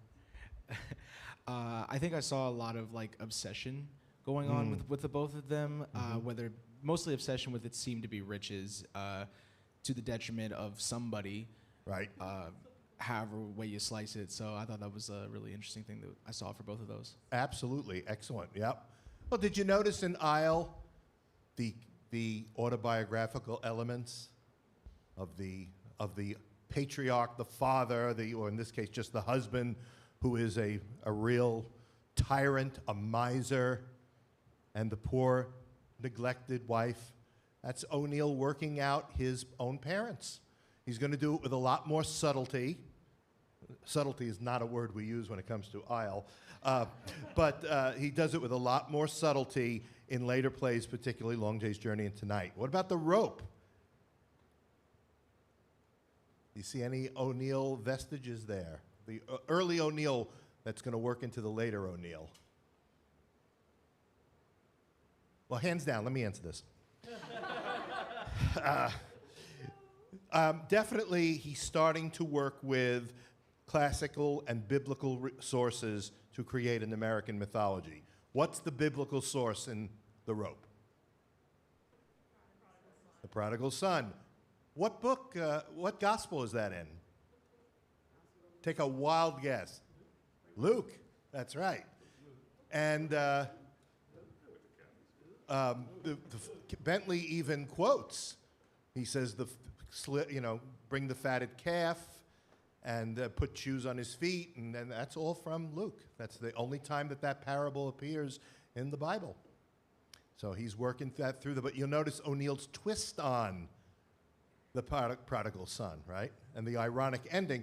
And irony being a classical tradition of the Greeks, he also works with irony in that one. You did all realize that when she pulled on the rope, that the fortune that they were all looking for was attached to the rope. Okay, good. Yeah, that's it. Yeah. You should have watched it backstage. Yeah. All right, and what questions or comments do you have for us? Don't be shy. Oh, you see something? Here she goes. Look at her go. I'll tell you, she is. There's no bad questions. Yeah, that's right. In my opinion, you need to do more of these shorts, and I do like the intro that you did at the beginning. So you foreshadowed what was going to be going on, and then you did the two plays that were typical of O'Neill. I think more of this should be done in general.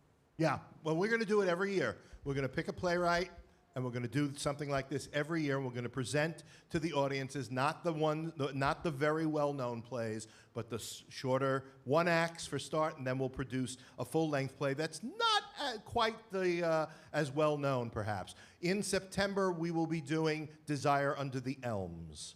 It's O'Neill. It's a very it's similar in some ways to The Rope. Has some similar characters in there. A little more nuance to it, and some naughty stuff, which is why O'Neill got banned in a lot of places. What else? Thoughts, questions for the cast? Cast, do you have anything you'd like to offer? Help me out here, folks. I'll tell you, this is a tough crowd. I'm okay now, but before I was in rough shape. Any thoughts from the cast? Or yes, okay, Scott. So we seen The Rope for the first time last night, and I know a lot of us that were in Iowa were talking about it earlier, and just that twist at the end, we were all just trying to figure out how she was going to hang herself, and like, how are we theatrically going to do this? So we were completely caught off guard when we seen that ending, and just to see that, you said the treasure that the father set there intentionally, assuming the son was going to be coming back broke and looking for money and desperate to just kill himself. And it's just, yeah, it's so wild. So if Luke had just hanged, it would have all been good.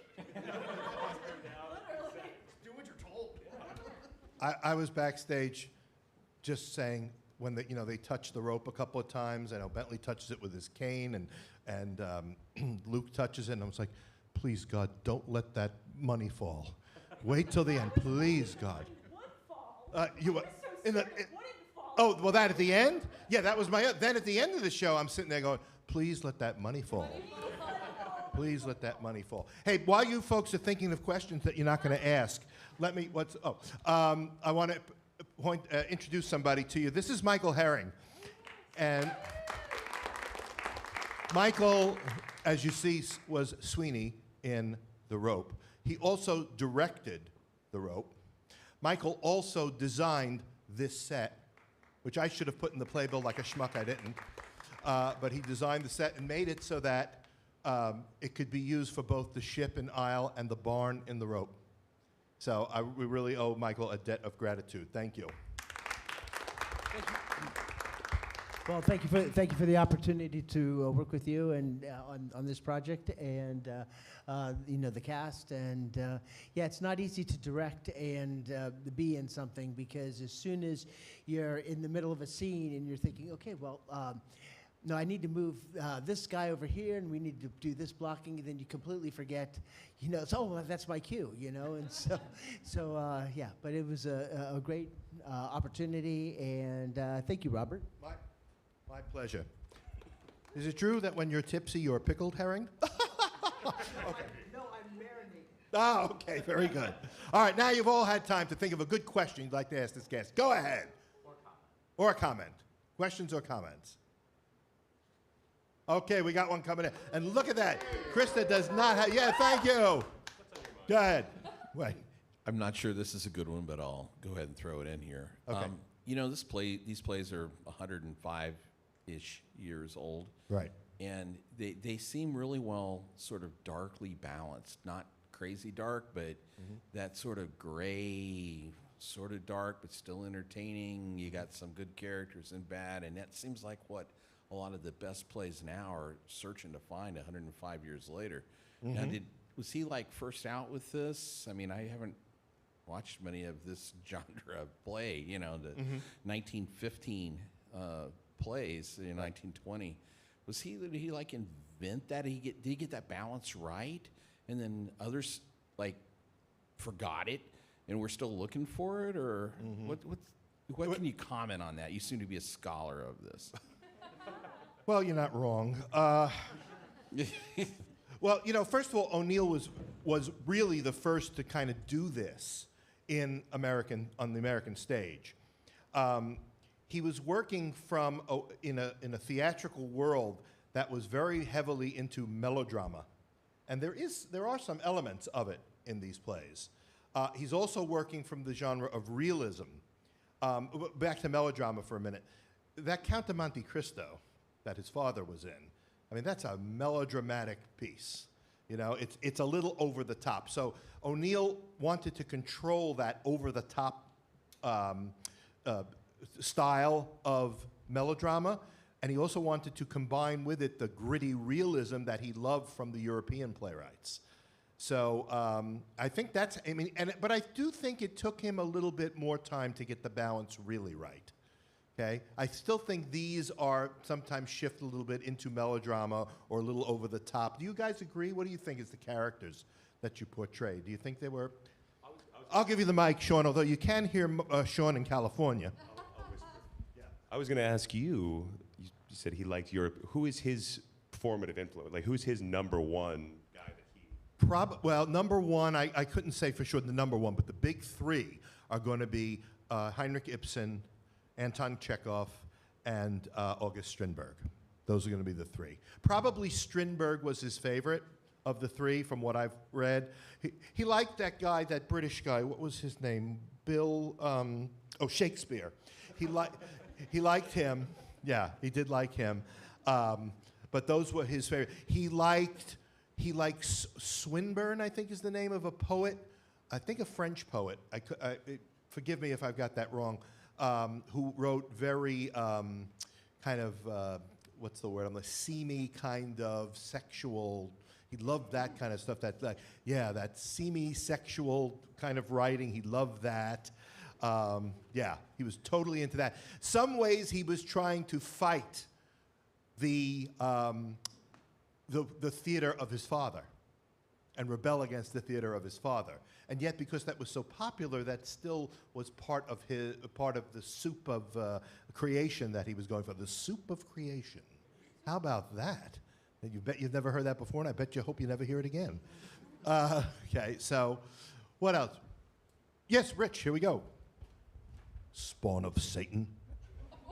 You had mentioned in your slideshow that before he became a famous playwright, he tried to commit suicide.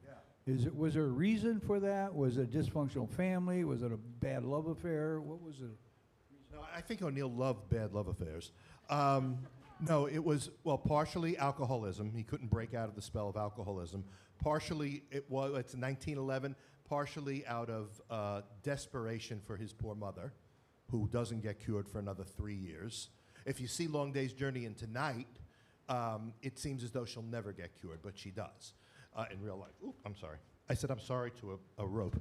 And then I think it was just he had this angst about living that he felt he couldn't fit anywhere. And so, just tried to take his life. In Long Day's Journey into Night, the character of Edmund, who is the Eugene O'Neill character, but Edmund says, I've never felt comfortable as a human being. I'm paraphrasing, believe me. I've never felt comfortable as a human being. I would be much better off as a fish. Yeah. So, so I think that's what led to, that's probably what led to it. He just, for his whole life, he never felt comfortable in his own skin. Except with Carlotta, apparently. What can I tell you? What else? What other questions? Robert, Yeah? The other part of the question was about modern playwriting not, matching up to some of the things that O'Neill was trying to do. So I think that. Oh, I'm sorry. I'd love to hear the cast weigh in on this. This is an old trainer's trick. If you don't know, ask the audience. But I think that, first of all, I don't think that contemporary playwrights really understand the past and the history. So I don't think they have anything to build off of or emulate. I think, in my own personal and humble opinion, and those who know me know that how humble I am, I think modern television has caused a tremendous amount of damage to writers. I think that it's I think that in playwriting, from what I've seen, there are so many people who just want to write little Saturday Night Live skits and nothing serious, and nothing important, and I think there's a loss of I'm sorry, I'm trying to formulate this in what's laughably called my mind. I think there is a true loss of legacy in modern writing, in that people don't, they are writing for the moment and they're not writing for the ages. There are no Rod Serling. Yeah, Rod Serling, also a Ohio guy, wasn't he? Yeah. Really? Yeah. That's awesome. I love Rod Serling. Yeah, there's no Patty Chayefskis, right? There aren't. There's Neil Simon. That's one. It's whipped cream, right? It tastes good, but it does nothing for you. And I think a lot of writers today are. And where did Neil Simon come from? He came from television, right? He was I'm sorry. David Mamet. Yeah, I mean David Mamet is, perhaps an outlier there. I mean, I'm just babbling on with some of my general thoughts. What do folks here? Do we have yes, Franny. Hi. So, when I'm not acting, I'm playwriting. And I recently did a play about Mae West. But I talk about a lot, but it's so fresh in my mind that I'm just but for those who know Mae West or don't know Mae West, she was a very prolific stage and screen actress and a pioneer of her time. And I love writing things that are about the past, nostalgia, not even just nostalgia in the frou-frou way, but to look to the past so that we can learn from the past and be inspired by the past. There is a wealth of knowledge and inspiration and amazing performers and culture that we can look to, even if it's 20 years ago, 50 years ago, hundreds of years ago. Art has been here forever, stories have been here forever. People have been trying to storytell and entertain and communicate and connect with each other for the longest.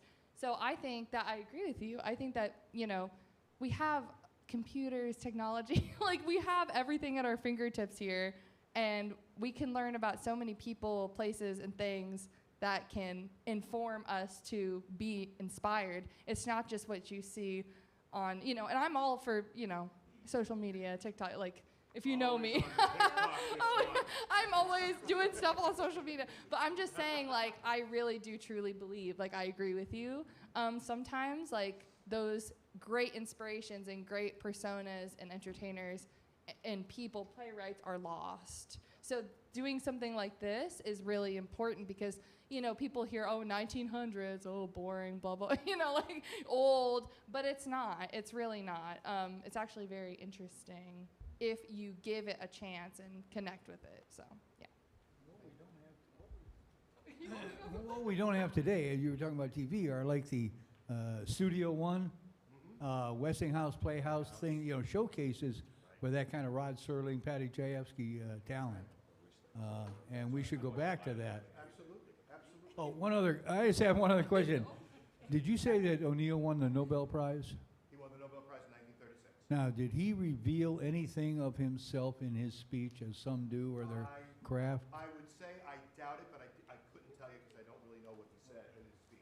But I would doubt it. He was, even though he's portraying his family in many of the plays that he writes, he was very quiet about them. He didn't talk about it. And he, as I told you in the introduction, he did not want Long Day's Journey into Night discussed or talked about at all. He wanted to be dead 25 years. Yeah, he did not want, he didn't. He said he wrote that play in blood and tears. Yeah, the stories about him, I think Carlotta mentioned that he would come out of the room where he was writing and he was drenched in tears. It's very, very sad. But one thing that O'Neill was very cognizant of is what the foundations of Western culture were. And there's, the two cities that make up Western culture are Athens and Jerusalem. And those were his biggest sources, was the classical Greek and the Bible. So, he understood, as I think more people did then than they do today, that the past is very valuable to learn from and work off of. And believe me when I tell you, and I'm sure you know it now, O'Neill was no real religious nut. He was not at all, but he knew that Bible. He knew it well, and he knew its impact on people. So. Did Charlie make them all? He did not like Charlie Chaplin.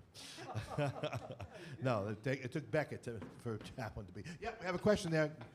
Do you still have the? Oh, you have the mic. Look at that. He never relinquished the mic. Look at that. They gave it back to me. They gave it back, and several comments. First, your Mae West play was excellent.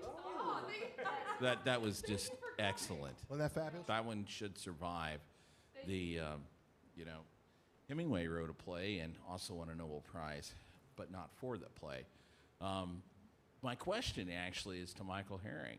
You were on your soliloquy there about the influences of television on modern playwrights, and Michael is a great chooser of plays. I've probably watched him mount 40 plays, and he picks winners, which is no small feat. But he's picking them many times from playwrights in the last 40 years who are all influenced by television and modern culture to varying degrees, whatever that definition of modern culture was. But a lot of younger people. And when you were going on and saying how you thought it was that bad, he was smiling really big and looking down. I'd love to hear his opinion. And he's just bold enough to disagree with you if he wants to. Well, let's hear it.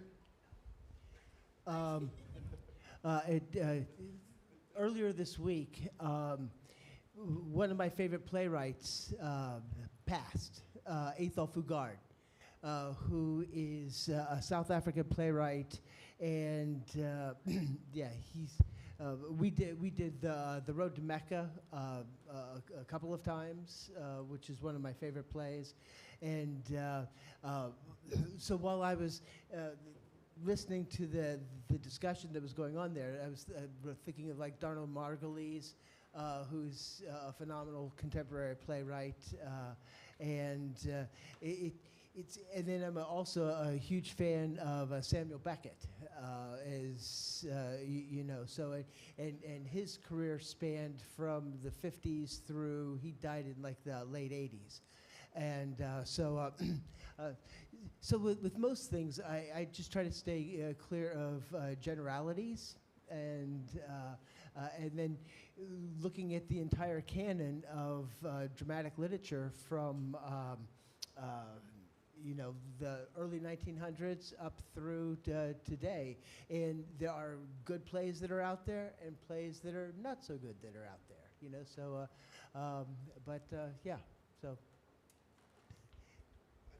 I think Beckett's in another class, though. I don't think I wouldn't include Beckett as somebody who was influenced by television. He was. No, I disagree. I mean, he was influenced by Laurel and Hardy and people like that. Yeah, that I know. But a lot. Let them hear it. But a lot of the shows that he did, he was an experimental.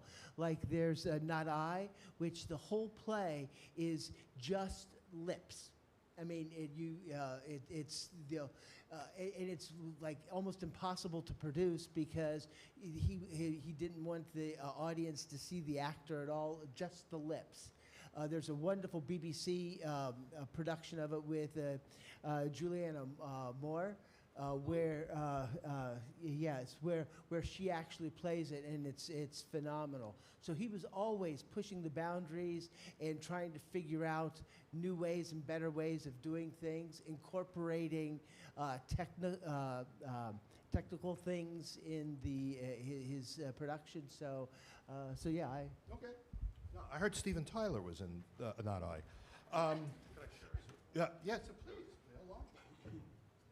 I don't know much about, I know the big Beckett plays, but I do have an amusing Beckett anecdote.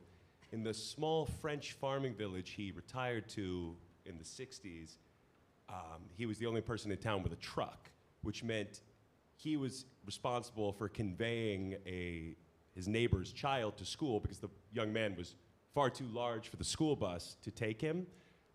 That was Andre the Giant. So Samuel Beckett and Andre the Giant would carpool together when Andre was like 17. It's just a cool thing about him, I think is neat. That may be the most important point we've made tonight. That was so funny to me to imagine. No, to see little wiry Beckett and Andre the Giant. Yeah. So you like wrestling, do you? Right. I think Andre was riding in the back Yeah. So- right. So no, that's great. I did not know that. Excellent. See what you learn here. Anything else? Any other comments? It's a wonderful discussion about, I mean, I just don't think that there's any playwrights that are really worth much these days or consistently. But that's my thought. So, what else? Any other questions or comments? You're worth nothing. No, I don't mean you. I'm talking about you. Yeah. No, I don't mean you. And I just happened to mention last night to the audience, and I mentioned to you too, that while we get the applause, the backstage crew and the people that handle the lighting and sound and everything else are just as important. We couldn't do it without them, so we really appreciate that. Well, anything else, folks? I don't want to keep you, but anyway. Well, thank you all of you for coming tonight. Thank you to those who watched on live stream. We'll be here again tomorrow at 1 o'clock. Tell your friends, your neighbors, or come for a second time. But thank you so much, and we'll see you next time. Appreciate it.